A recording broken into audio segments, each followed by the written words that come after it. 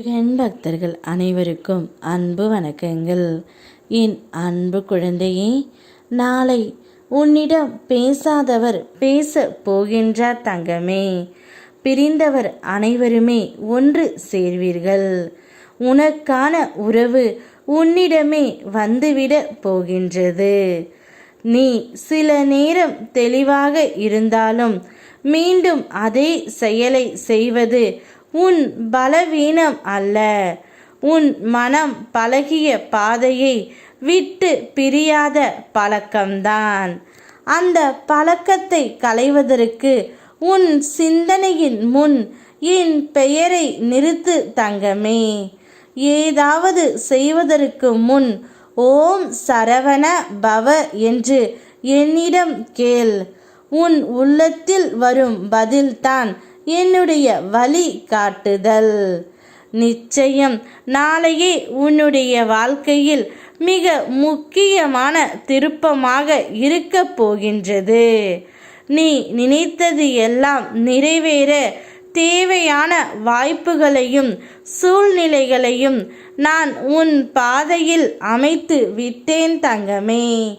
நீ எந்த உறவை உன்னிடம் பேச வேண்டும் என்று நினைத்து கொண்டு இருக்கின்றாயோ அந்த உறவு தானாகவே உன்னிடம் பேச போகின்றார்.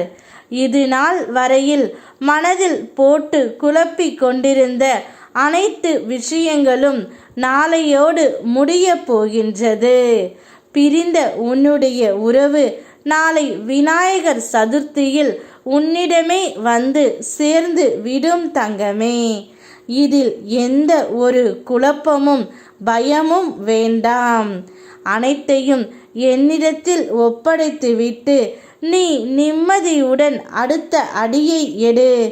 உன் எண்ணங்களை நனவாக்கும் சக்தியை நான் உனக்கு நாளை முதல் பல மடங்காக அருள்கின்றேன். உன் நாளை நீ உன் வெற்றியின் தினமாக மாற்றிக்கொள் தங்கமே.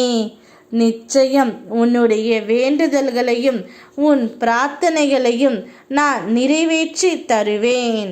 நீ கேட்ட உன்னுடைய துணையையும் நாளையே உன்னிடம் கொண்டு வந்து சேர்ப்பேன்.